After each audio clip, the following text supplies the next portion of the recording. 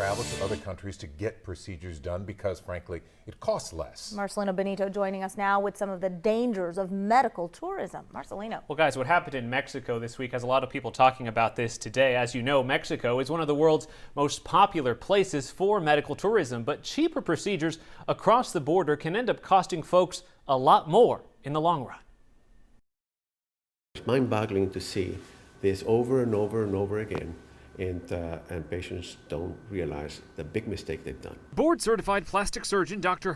Newall says patients need to do their homework before heading out of the country for cosmetic surgery. Far too often, he sees what happens when things go wrong. Patients that come back desperate with horrible infections, dead tissue from all these procedures they do for mommy makeovers, and they ask me, please help me. More than 1 million Americans traveled to Mexico for medical tourism last year, spending approximately $250 million.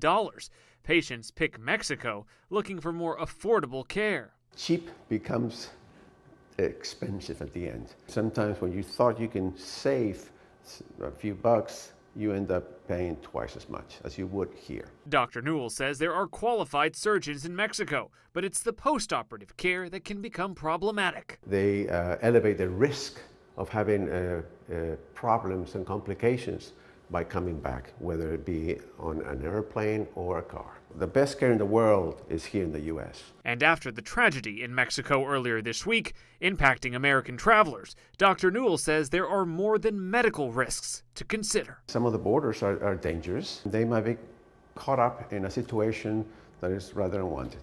And then they risk not only their well-being, but their life. Hopefully this will open the eyes of most people that safety is the most important thing. Now, a lot of plastic surgeons offer no-interest payment plans that can make procedures here in the U.S. more affordable, so Dr. Newall recommends really doing your research on what can be done here before ever considering having surgery